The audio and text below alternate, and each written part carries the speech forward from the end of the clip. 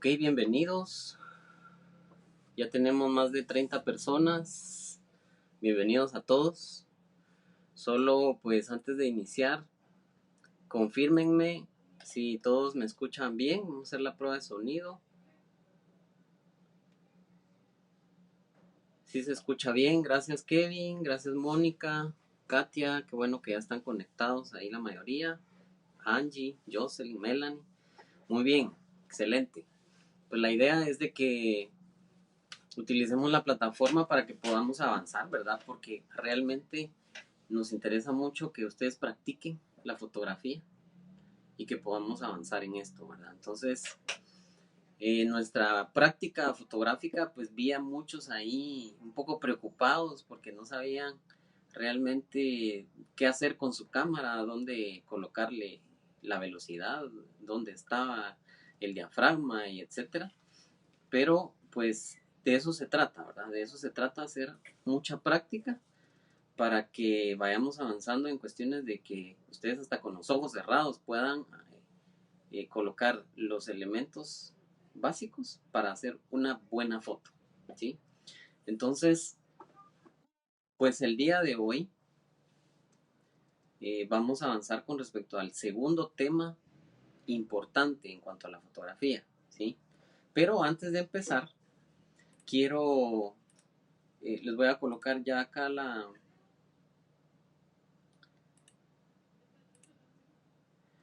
les voy a colocar en la pantalla nuestras diapositivas que tengo hoy preparadas, sobre todo porque tengo muchas fotografías ahí que quiero mostrarles. Nuestro tema de hoy es la composición.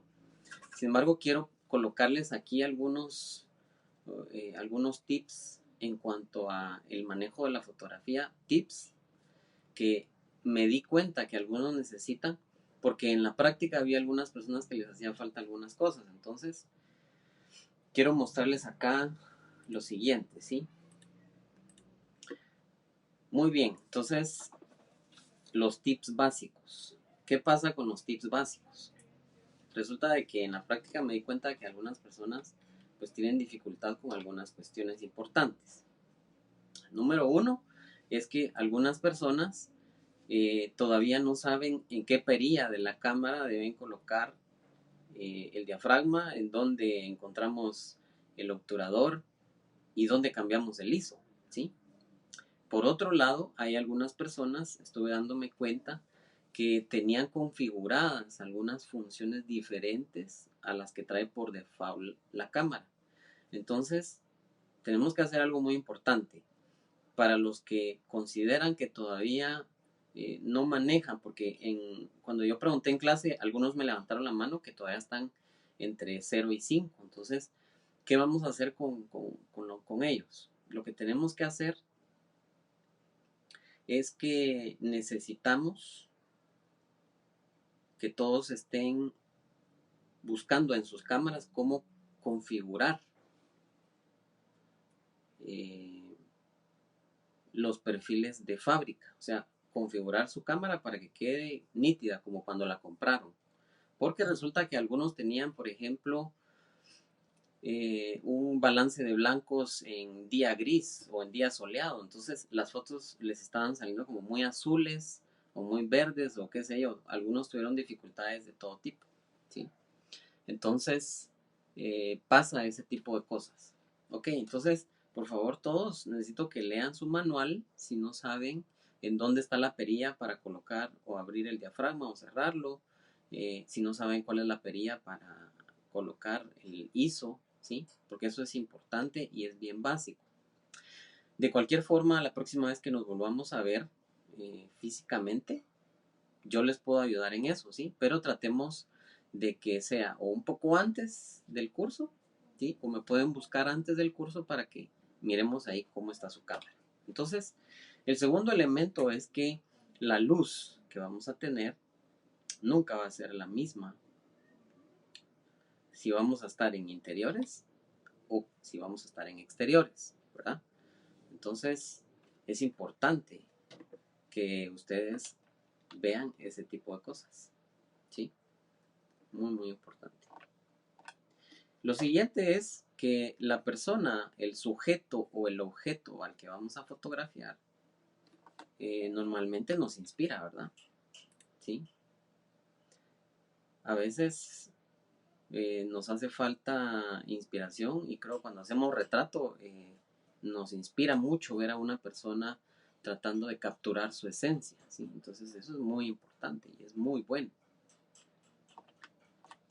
El elemento número 4 es el fotógrafo, son ustedes. O sea, que también, qué ojo fotográfico es el que están aplicando, que están utilizando, porque ahora recuérdense, hasta un niño puede hacer fotografías, pero el pensamiento que ustedes le estén dando a su foto es la que va a tener importancia, ¿sí? Y vamos ahora con cosas técnicas. Número 5, el manejo de la cámara. Vi que algunos no tienen su cinta para colgar en el cuello la cámara y eso es muy peligroso, peligrosísimo, porque pueden botar la cámara, se les quiebra la pantalla, se les arruina el lente y entonces ahí ya no podemos hacer nada. Eso es bien, bien importante. Lo primero que tienen que hacer entonces es ponerse su cinta con la cámara por cualquier cosa que pueda pasar. Siguiente es que he visto que algunos agarran la cámara de manera equivocada. Aquí en esa gráfica les coloco que, por ejemplo, he visto que algunos colocan la mano encima del lente y en realidad es abajo del lente para poder maniobrar el zoom, ¿sí? Para que en los casos en los que ustedes estén utilizando flash no interfieran. Y también pueden interferir en el fotómetro, ¿sí? Porque el fotómetro normalmente está muy cerca de donde está la lente, el objetivo. Es un láser el que lanza una señal para buscar objetos y para establecer la distancia focal, sobre todo cuando tenemos en automático, ¿sí? El enfoque. Entonces la posición es abajo, no arriba, ¿sí? El siguiente es que siempre que necesitamos tomar fotografías a cierta distancia, por ejemplo, en el caso de esta gráfica hay una persona tomando fotos casi a la altura del suelo. Entonces, ¿qué tenemos que hacer? Apoyarnos, buscar estabilidad en algo que tengamos cerca, en un banquito, en una pared, en una baranda, en lo que tengamos a nuestro alrededor. Y si es en el suelo, pues tirarnos en el suelo, pero apoyar nuestros codos, ¿sí? La estabilidad es muy importante. Aquí, por ejemplo, es una foto a la altura media del cuerpo, entonces rodilla en el suelo y la otra que nos sirva de apoyo para poner nuestros codos, ¿sí? Para que esa foto, si de alguna forma podemos estabilizarla, mucho mejor, ¿sí? Muy bien. Y la otra es que incluso hay una posición que le llaman el trípode humano, ¿verdad? Hacer un trípode con el cuerpo, colocando una rodilla en el suelo, el otro pie, y la rodilla nos sirve de apoyo con los brazos, ¿sí? Para no movernos. Eso es muy, muy importante, ¿sí? La otra cuestión es que tenemos que buscar la manera de utilizar solo el visor en la cámara, ¿sí? Entiendo que algunos tienen cámaras semiprofesionales y no tienen visor, solo tienen pantalla. Pues con ellos a lo mejor no vamos a poder hacer mucho. Sigan así, pues no tenemos otra alternativa, pero los que sí tienen la cámara con visor, utilicen solo el visor. ¿Por qué? Porque así van a empezar a educar su ojo fotográfico, ¿sí? Eso es muy, muy importante, el ojo fotográfico. Y número 8, y también es algo que a muchos les pasó, igual que en el anterior, vi a muchas personas que no estaban utilizando el visor. La pantalla la utilizamos solo para ver de referencia cómo nos quedó la foto, ¿sí? Pero más importante que eso es que a muchos les falló revisar su lente. Muchos tenían una huella marcada en el lente, o tenían sucio, o tenían pringuitas después del ejercicio de las burbujas. Algunos les dejaron pringuitas, y eso lo que está sucediendo es que está fallando. Está haciendo que el enfoque se equivoque y enfoque hacia atrás o hacia adelante y no lo que ustedes necesitan, ¿sí? Entonces es importante que revisen su lente antes de empezar a tomar fotografías. Traten de acostumbrarse a cargar una toallita de esas que se utilizan para sus lentes. Los que utilizan lentes y tienen su toallita, cárguenla siempre, con esa misma limpian hasta que quede nítido el lente. ¿Estamos? Entonces eso es importante. Entonces vamos con la parte de exposición, que fue lo que hicimos el sábado pasado. ¿Sí? La práctica que utilizamos era para que ustedes practicaran una exposición correcta con 3 técnicas diferentes. ¿Sí? Esas 3 técnicas diferentes nos ayudaron a conocer qué tanto saben ustedes de fotografía. Yo voy a revisar, todavía no he visto todas las fotos, pero cuando las termine de ver me voy a dar cuenta realmente quiénes pues sí le atinaron, quiénes no. Y pues en la práctica yo ya revisé ese día quienes encontraron rápidamente los valores que necesitaban para capturar cada reto, ¿sí? Pero independientemente de la práctica, todos sabemos, este es como un repaso, que una fotografía bien capturada tiene que estar correctamente expuesta. Cualquiera de ustedes puede utilizar diferentes valores porque van a depender del tipo de lente que utilicen, van a depender de, por ejemplo, del ISO que vayan a utilizar, de las condiciones de luz. Algunos tomaron unas fotografías cuando había más sol, otros cuando estaba nublado. Entonces posiblemente tengan diferentes valores todos, pero pudieron haber conseguido su foto correctamente expuesta, ¿sí? Una foto no debe estar ni subexpuesta ni sobreexpuesta. Debe estar en el paso cero, ¿sí? En el donde yo les dije que teníamos el exposímetro, el fotómetro, ahí en el paso cero, ahí teníamos que buscar, ¿sí? Entonces, lo ideal es que logremos la mejor versión de esa foto con tonos claros, con tonos oscuros, para que podamos hacer la mejor fotografía, ¿sí? Y entonces ya venimos acá a la parte de composición, que es nuestra segunda clase y es el segundo punto más importante en una fotografía. Primero la exposición, ahora ocupémonos de las composiciones. ¿Qué vamos a capturar? ¿Sí? Juntar varias cosas y colocarlas en un orden para formar una sola, es decir, construir algo.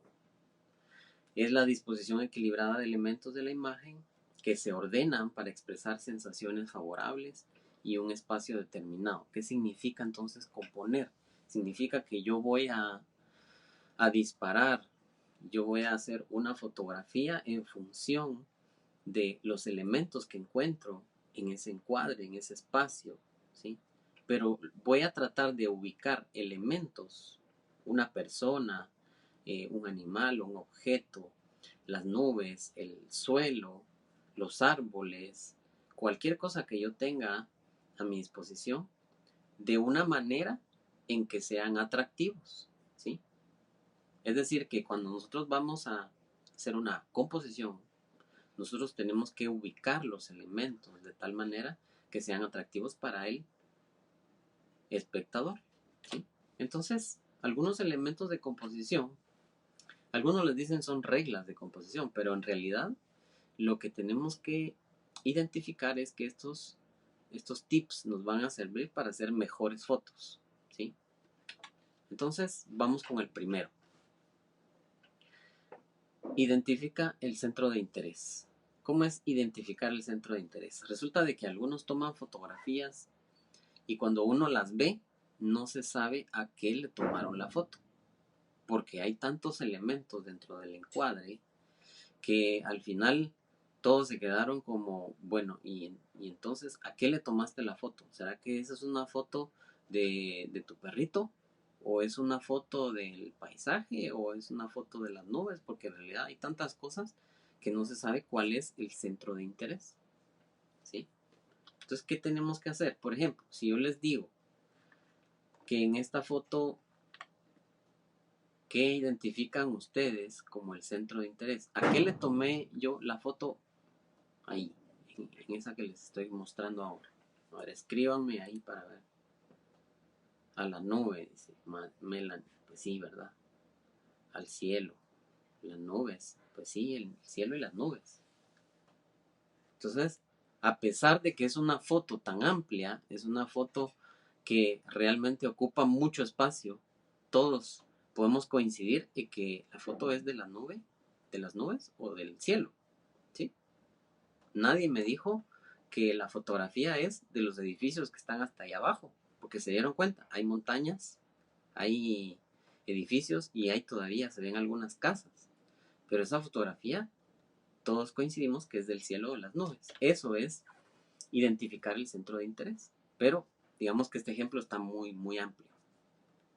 No tiene que ser necesariamente el objeto que esté en el centro de la foto para que le llamemos centro de interés. Es decir, yo puedo ubicar un elemento del lado izquierdo, del lado derecho, en la parte de arriba, y ese elemento va a ser el centro de interés. ¿Sí? No es que coloquemos las cosas al centro, sino que hay un elemento que destaque más que otros y que podamos decir, ah, esa foto es de tu perro, no de todo el bosque que estaba alrededor, no, esa foto es de tu perro, aunque el perrito haya estado en una esquina, ¿sí?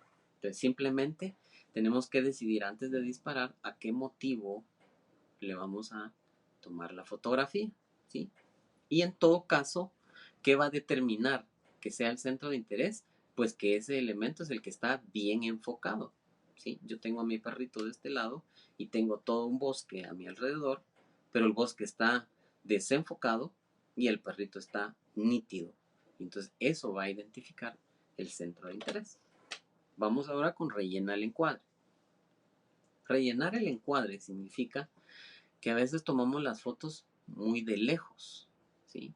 Hay personas, la mayoría de personas tienen un lente 18-55, que es el que trae un combo de una cámara, y con este lente pues no tenemos mucho zoom y tomamos las fotos de lejos. Entonces en el encuadre tenemos tantos elementos.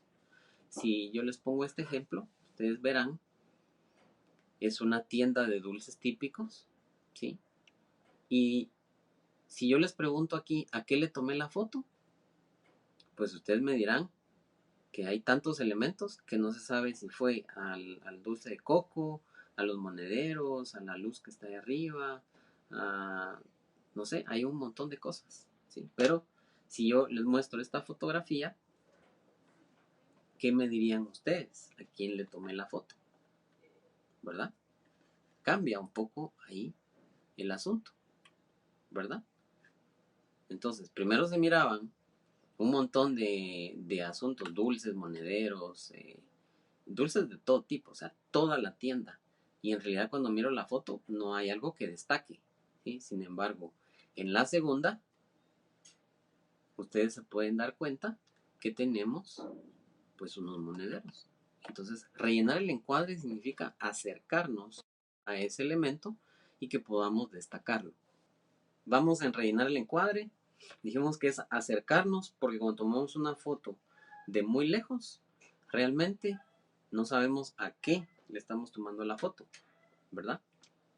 Mientras que si nos acercamos, eso es rellenar el encuadre, es acercarnos, hacer un zoom, ¿sí?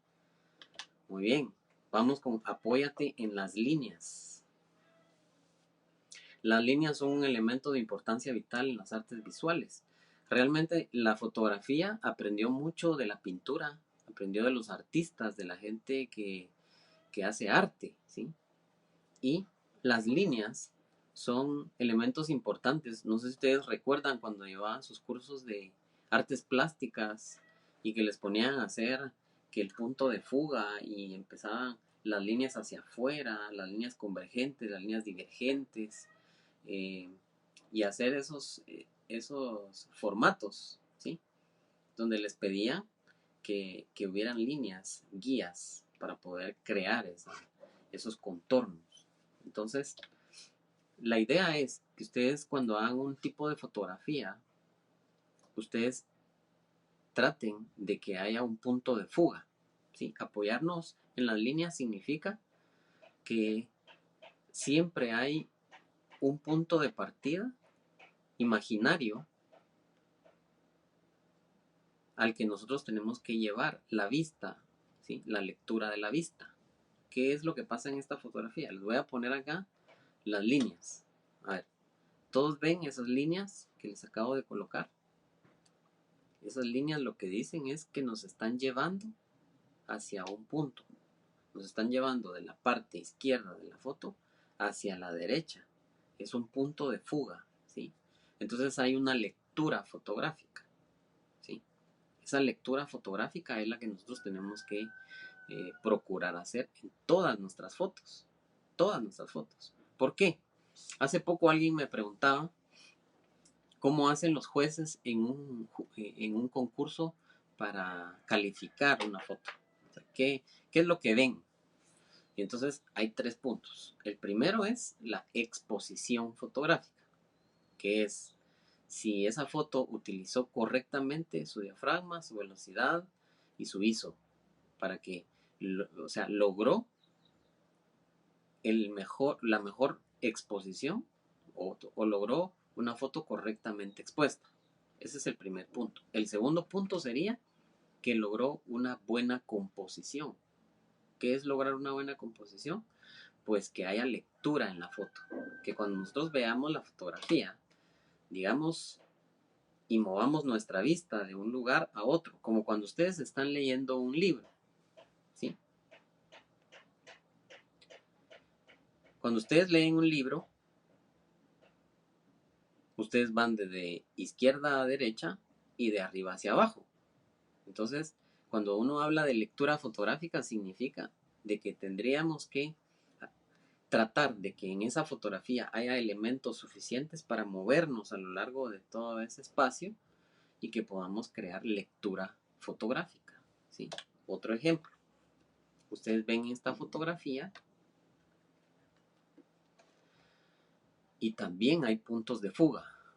Es decir, hay líneas imaginarias que nos llevan de un lugar a otro.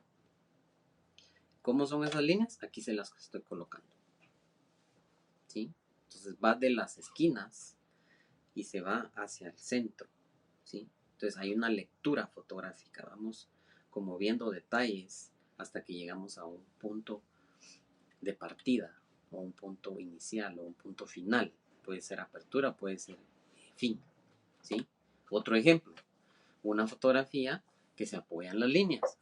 Normalmente las carreteras tienen puntos como estos, tienen líneas imaginarias que nos llevan de un punto a otro, ¿sí? Ahí les estoy colocando las líneas, ¿sí? Todos las ven.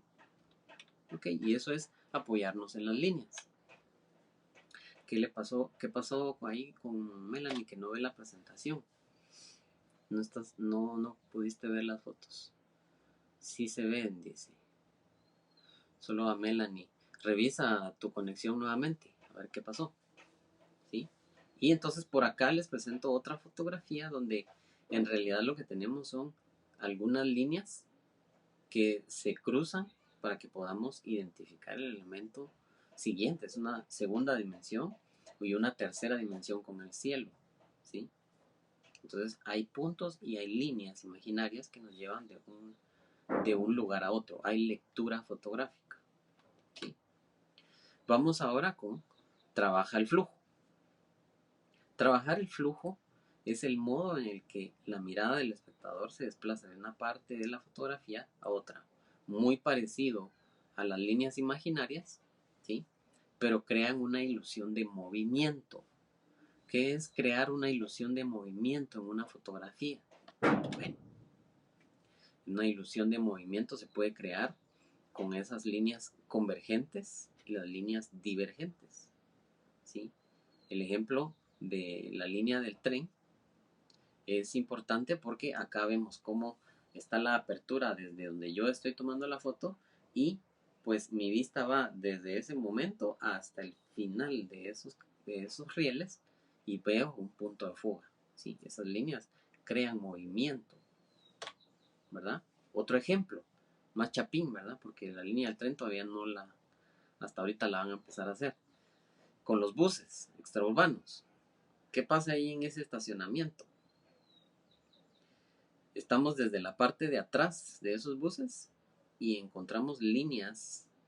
Estoy aprovechando las líneas, estoy aprovechando el movimiento que el efecto que le da de movimiento desde que yo estoy atrás y voy hasta la parte de enfrente donde está el señor ahí parado de amarillo, ¿sí? Incluso todavía atrás hay un bus, se puede apreciar la parte de un bus.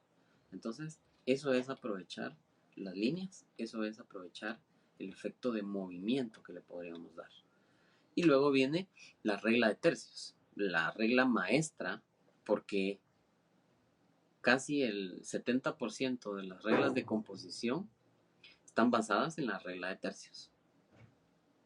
Entonces, importante acá que ustedes recuerden esa regla de tercios, porque es importante que todos conozcan. Esto es, digamos, es básico para un fotógrafo. Si no conoce la regla de tercios, pues está difícil que logre fotografías interesantes. Y vean acá esta fotografía con esta ave que está colocada estrictamente en un punto fuerte dentro de la regla de tercios.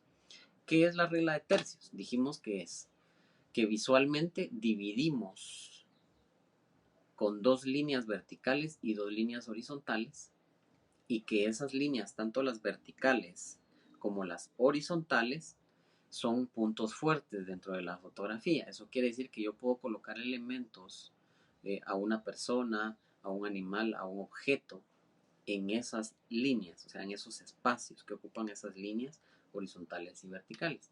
Y además, que esos puntos de intersección, donde se cruza la línea vertical y la horizontal, son puntos fuertes para que podamos colocar otros elementos, ¿sí? Entonces, ¿qué pasa ahí? Que entonces las intersecciones son puntos fuertes. Esa ave está colocada en el punto fuerte de la regla de tercios de la parte superior, ¿sí? Ahora, ¿qué pasa si yo quiero colocar varios centros de interés? Puedo colocar varios centros de interés, ¿verdad? Entonces, ¿cómo haríamos eso? Normalmente es más importante colocar un elemento arriba y uno opuesto. El opuesto a ese elemento que está en la parte de arriba es del otro lado y abajo. ¿Cómo podría ser una foto con puntos de interés opuestos? Esta fotografía de las jirafas, que a mí me encantan las jirafas, es el mejor ejemplo que les puedo dar. ¿Y dónde están ahí los puntos fuertes? Pues ahí están las marcas. Ahora, si se dan cuenta, no es que haya colocado exactamente la cabeza de la jirafa en el punto fuerte y la otra cabeza de la otra jirafa en el punto fuerte, pero están creando lectura fotográfica. Entonces yo veo a la jirafa de arriba, del lado izquierdo, y luego mi vista hace una lectura fotográfica y llego a ver que la otra jirafa, la que está hacia abajo, está casi que dándole un besito ahí, ¿verdad? Entonces eso crea lectura fotográfica. Y eso es importante con la regla de tercios, crear lectura fotográfica. A ver, juguemos con la dirección.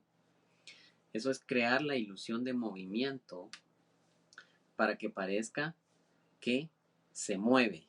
¿Cómo es que parezca que se mueve? Bueno, ustedes han visto que los semáforos tienen estas imágenes. La imagen en rojo, que es para el stop, o sea, en ese momento no podemos pasar, es un muñeco que está literalmente estático, ¿sí? Está parado.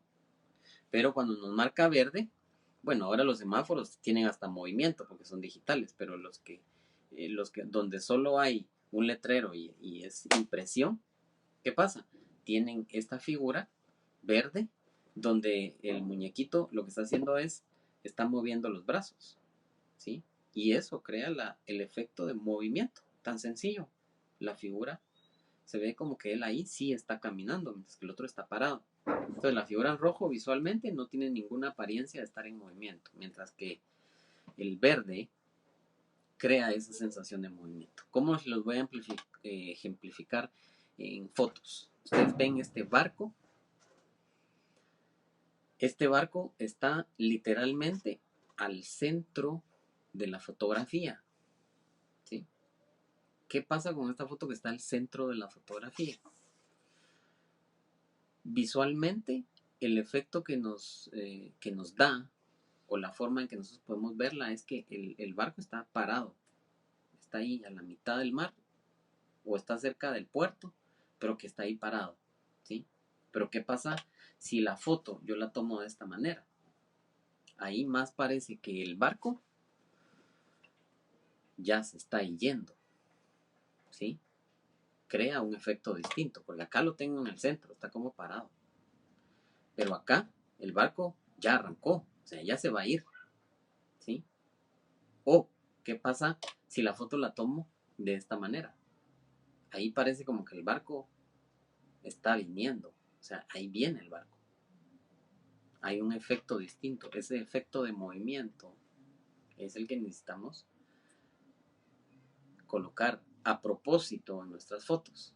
No es válido de que solo tomemos la foto y no sepamos qué es lo que transmite esa fotografía, ¿sí? Si lo hacemos de esta manera, estamos transmitiendo en la foto de que el barco se va, pero si la tomamos así, estamos transmitiendo que el barco viene. Ese es el efecto de movimiento que crea, y esto está basado en la regla de tercios.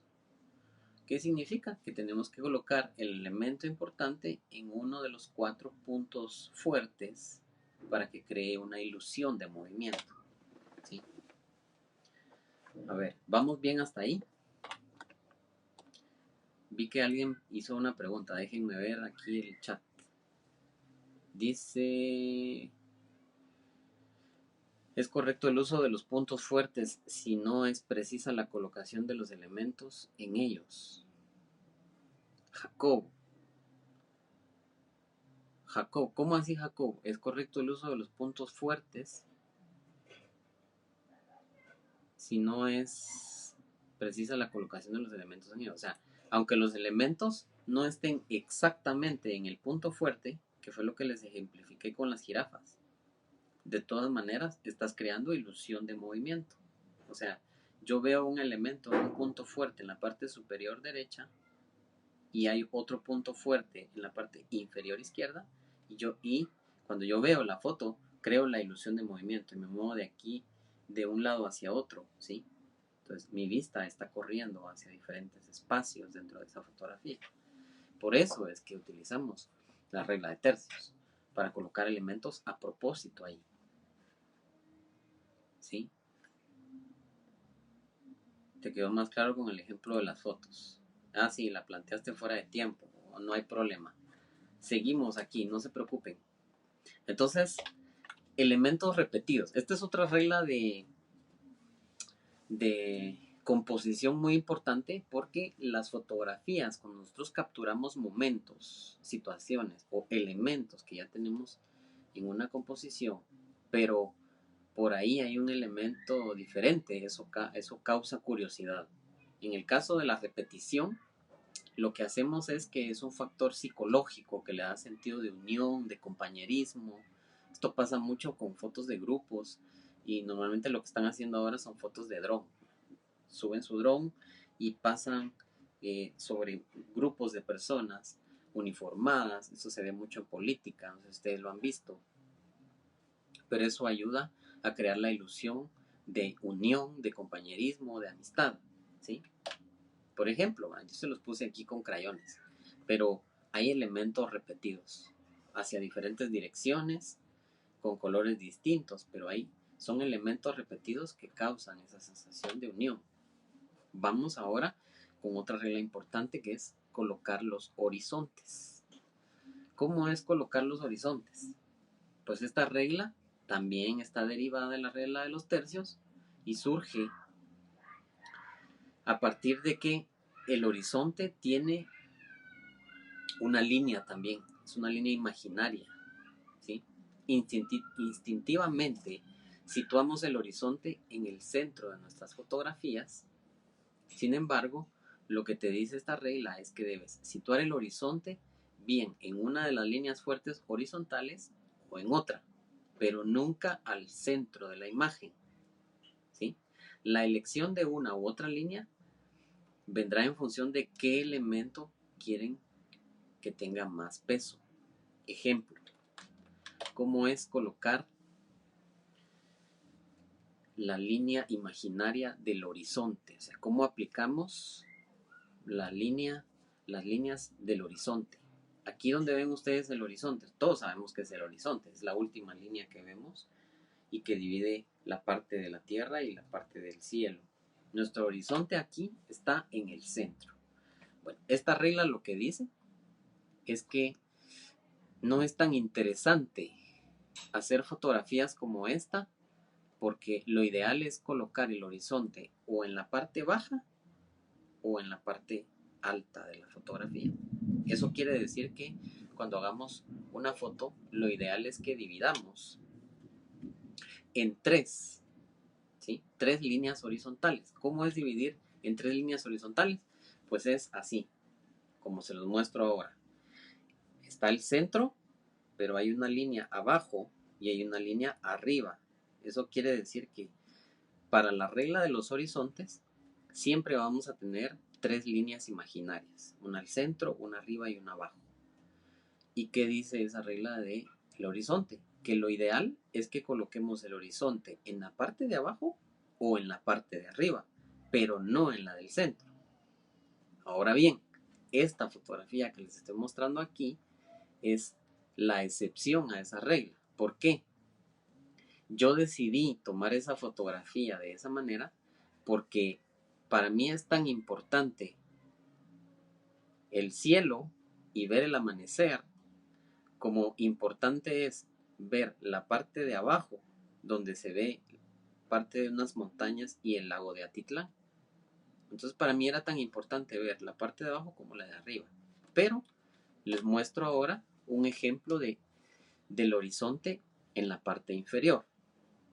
Acá ustedes pueden notar que el suelo, el asfalto que está enfrente de rectoría, es lo que tiene menos espacio, mientras que ese horizonte se divide ahí y a partir de ahí empieza hacia arriba el edificio y luego el cielo. Entonces para mí en esta fotografía es más importante mostrar el cielo que el suelo, ¿sí? Eso les ha pasado a algunos tomando fotografías donde dejan demasiado suelo y luego le cortan la cabeza a la persona, ¿sí? Entonces tenemos que utilizar la regla de los horizontes. Ejemplo del horizonte superior. Aquí está. Acá tenemos nuevamente las 3 líneas imaginarias de los horizontes, pero en este caso la prioridad está para la parte del lago, el muelle y un poco de grama que se ve ahí en esa fotografía. Entonces, en este caso, mi horizonte está en la parte superior, ¿sí? ¿Ven la diferencia con la anterior? Horizonte inferior, horizonte superior, ¿sí? ¿Vamos bien hasta ahí? Keila, quiere decir que nuestro centro de atención debe estar dentro de las 3 líneas. Ok. Hay una diferencia entre la regla de tercios y la regla de los horizontes. No la vayan a confundir. La regla de los tercios tiene 2 líneas verticales y 2 líneas horizontales, ¿sí? Aparte. En la parte de la regla de los horizontes tenemos 3 líneas horizontales, una al centro, una arriba y una abajo, ¿sí? Entonces, lo ideal es colocar nuestro horizonte en la parte baja o en la parte de arriba. Solamente bajo excepciones vamos a colocarla al centro. Cuando creamos que nosotros, como fotógrafos, queremos darle el interés tanto al cielo como al suelo, como el ejemplo de la fotografía de Atitlán. Pero normalmente las demás fotografías van a ser como estas, donde van a necesitar prioridad hacia la parte de arriba o prioridad hacia la parte de abajo. Entonces vamos ahora con el interés de los números impares. Esto es una filosofía un poco extraña en fotografía, pero dice, ¿esas líneas las podemos poner en la cámara? Sí. Les cuento que hay una función en la cámara que permite visualizar una rejilla. En español es rejilla, pero el grid, los que tienen en inglés el grid, le activan el grid y la cámara instantáneamente pone la regla de tercios.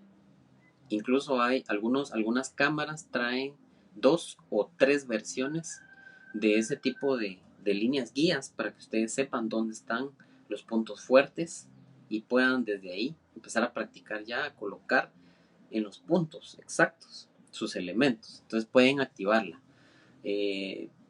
Va a haber que revisar el manual o pónganse a ver el menú de sus cámaras porque sí está para activarlo, ¿sí? Entonces lo pueden previsualizar ahí en sus...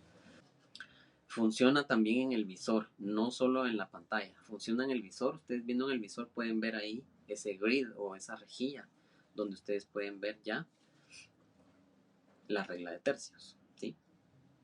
Entonces seguimos acá. El interés de los números impares resulta que es una percepción especial que se tiene con números 1, 3, 5, 7, ¿sí? O sea, son números impares.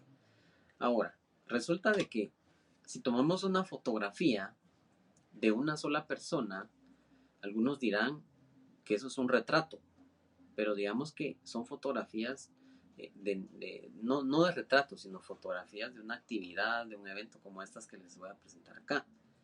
Y yo fotografío a una sola persona, eso transmite la sensación de soledad, ¿sí?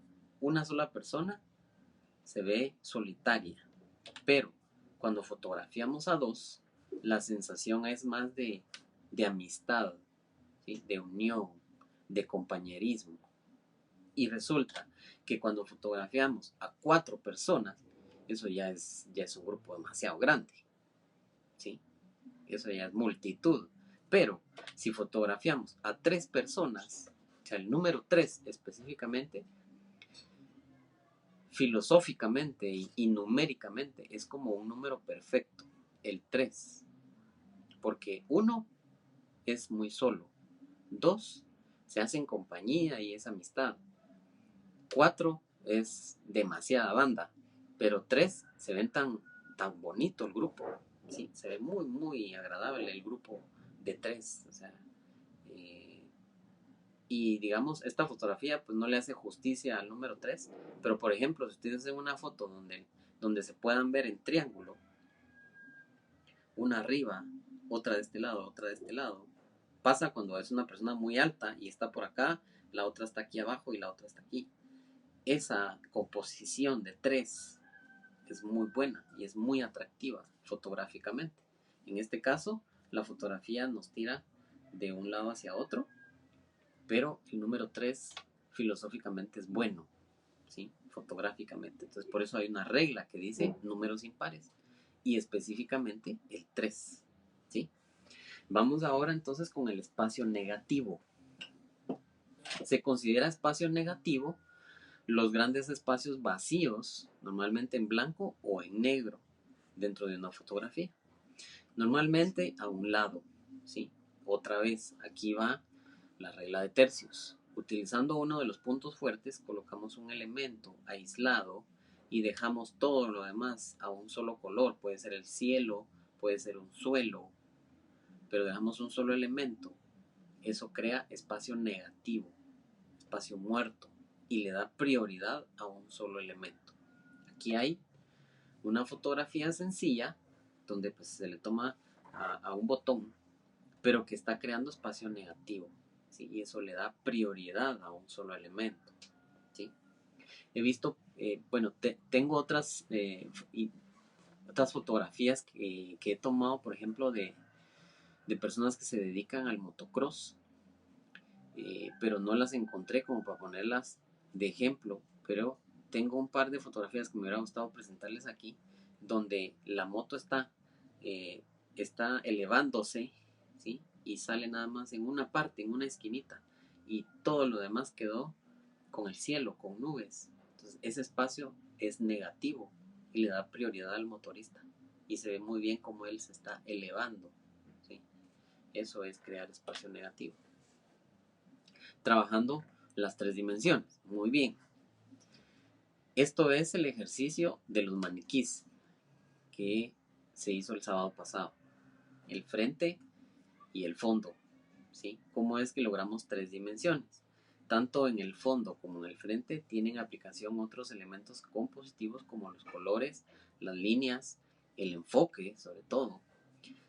Lo importante en el frente y en el fondo es que no haya demasiados detalles que puedan distraer la vista del espectador y del centro de interés. A ver, ustedes se recuerdan del ejercicio, qué era lo que había que hacer, y algunos estaban fallando y por eso les costó mucho hacer esta práctica. Resulta de que en nuestra primer clase yo les explicaba que para que logremos menor profundidad de campo teníamos que abrir todo nuestro diafragma. Y luego les pregunté a un grupo, a dos grupos, les pregunté cuál es el número F para el diafragma abierto.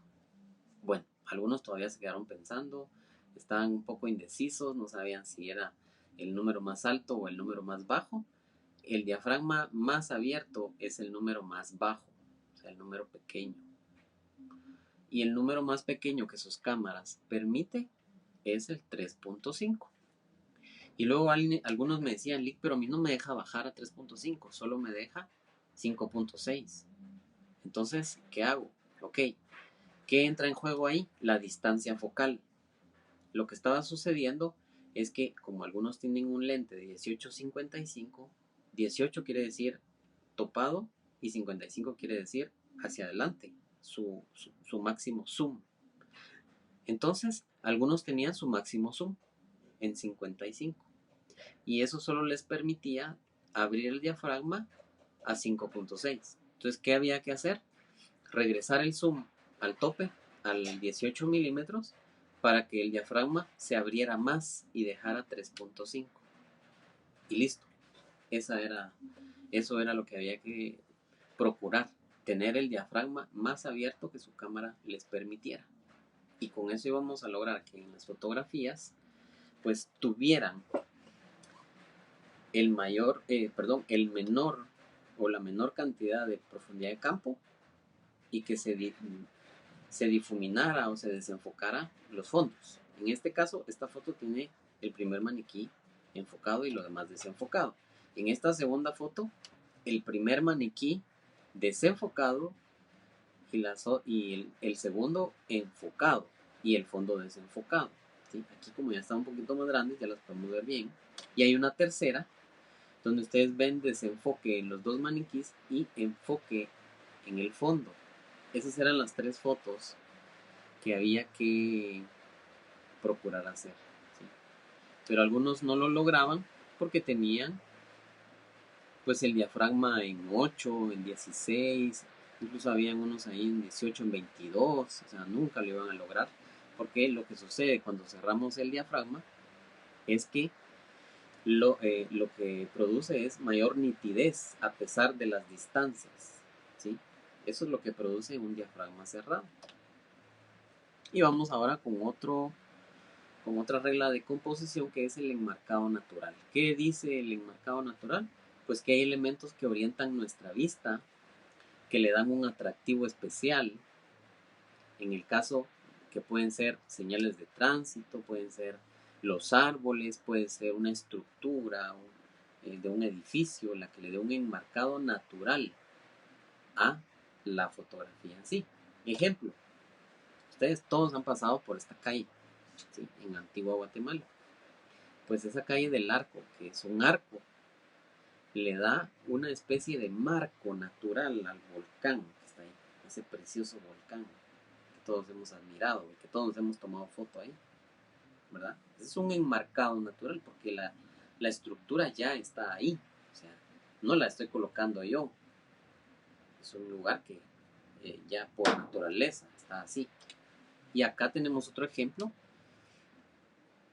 con un enmarcado natural de árboles. Ustedes ven ahí al fondo de esa fotografía una ruina. Este es Isimché y es un lugar precioso, pero encontré un espacio donde los mismos árboles le hacen un enmarcado y se ve pues algo muy atractivo, ¿sí? Eso es la regla del enmarcado natural. Ya para concluir, hay dos tipos de fotografía. O sea, nosotros podemos hacer dos tipos de fotos. Esto va a requerir una práctica. Voy a subir el video, voy a subir los ejemplos de las fotos y voy a subir el documento con estas reglas de composición. Y para la próxima semana ustedes van a practicar estas reglas de composición, ¿sí? Pero ya para cerrar, hay dos tipos de fotografía. La primera son las fotos espontáneas. Son fotos que surgen en el momento, que yo voy caminando por alguna calle, por algún lugar, y de pronto me doy cuenta de que hay algo espectacular enfrente de mí. Esas son las fotos espontáneas. Esas son las fotos que ya por naturaleza están en el lugar, ¿sí? Pero hay otro tipo de foto, y ese es las fotos que yo puedo provocar. Las fotos que por ejemplo, yo le digo a una persona, mire, ¿por qué no se va a parar allá, abajito de ese árbol, y hace como que yo no estoy? Haciendo como que no me di cuenta. Y entonces voy con mi cámara y trato de colocar a esa persona en un punto fuerte, ¿sí? Asumiendo mi regla de tercios, asumiendo mis reglas de horizontes y tratando de no torcer ese horizonte, ¿sí? Yo puedo provocar una foto. Entonces yo le digo, mire, ¿por qué no se pone como a unos 3 metros del árbol? ¿Sí? Y entonces tengo al árbol de este lado con un punto fuerte en la parte superior y tengo a la persona del lado opuesto en la parte inferior. Entonces creamos lectura, ¿sí? Entonces yo puedo provocar una foto colocando los elementos o moviéndome yo mismo, agarrando mi cámara, camino por todos los lugares, los espacios, me pongo desde un lugar, una manera, una forma en que pueda colocar a propósito cada elemento dentro de esa fotografía. Entonces ahí ya estoy componiendo, ya estoy haciendo composición fotográfica. ¿Me explico? Entonces eso es lo que tenemos que hacer. Yo les he comentado esta frase, creo que se las dije al inicio, pero es muy importante que ustedes sepan que aunque ya pasaron un curso de foto, hay que seguir practicando, ¿sí? Solo con la práctica lo vamos a lograr, ¿sí? Henri Cartier-Bresson dice que tus primeras 10,000 fotografías serán tus peores fotografías. Y para que logremos mejores composiciones, vamos a tener que tomar muchas fotos, pero muchas fotos, ¿sí? Para que logremos hacer la mejor composición. Entonces, hasta ahí llego yo. ¿Alguien tiene alguna consulta? Las fotos no teníamos que mover el enfoque de nuestra cámara, solo el F. Por supuesto que sí tenían que mover la distancia focal. Ahora, no se vayan a equivocar entre la distancia focal, es decir, ustedes tienen dos perillas en su lente. La primera es para hacer zoom, ¿sí? El zoom. En la primera perilla hacemos zoom, entonces eso acerca o aleja. Y en la segunda perilla, la que está en la punta del lente, en esa movemos la distancia focal, ¿sí? En esa enfocamos a otros elementos. Esa sí la tenían que mover y también tenían que mover el número F. Son dos elementos. Sí habrá tarea, sí hay fotografías para esta semana, Melanie. Les comentaba que vamos a practicar estas reglas de composición y yo les voy a dar las instrucciones claras de cómo deben hacerlas, ¿sí? Yo voy a colocar de una vez el enlace para que puedan subir sus fotos y ahí todas las instrucciones, ¿sí? Cuántas fotografías deben hacer, etcétera. Carlos dice, un diafragma abierto es el menor número y un diafragma cerrado será el mayor número. Así es, estás en lo correcto, Carlos. El diafragma más abierto es el número pequeño, digamos un 1, que bueno, no todos podrían abrir diafragma a 1, pero posiblemente un 2.8, un 2 o un 1.8, ¿sí? Dice, ¿podría compartirnos las presentaciones de hoy, por favor? Claro, Yadira, les comentaba de que voy a subir el video de esta charla para que lo puedan escuchar los que no se conectaron. Y además voy a subir las fotografías de ejemplo que les pasé para que todos puedan complementar ahí. ¿Estamos? Entonces, por el momento, estamos con esto. Agradezco a todos los que se conectaron. Agradezco que estemos al tanto del curso. Creo que vamos a aprovechar mientras la universidad esté cerrada, pero me parece que podemos aprovechar bien esta plataforma, podemos avanzar. Yo voy a estar abriendo pues algunos momentos ahí de discusión. Si alguien quiere consultarme, también me encuentran en mi página de docente, Alejandro Solares. Entran y me escriben un inbox y con gusto podemos estar viendo ahí al tanto. Alguien tiene dudas o cuestiones, pero pues desde ya les agradezco por estar aquí al tanto y no se preocupen, yo subo los materiales a la plataforma. ¿Alguna pregunta de alguien más para que antes de desconectarnos? Cedric, sí, voy a subir ahí en qué va a consistir el laboratorio, no te preocupes, voy a subir las instrucciones. Estamos.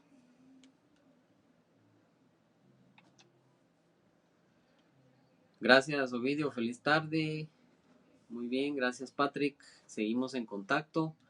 Recuérdense que estamos ahí también en la página de docente y cualquier cosa, pues podemos establecer por aquí alguna conexión en videoconferencia. Estamos, entonces, gracias a todos. Voy a compartir algunos comentarios de las fotos de la práctica anterior, no se preocupen. Les deseo un feliz fin de semana. ¿Sí? Ok, muy bien. Excelente.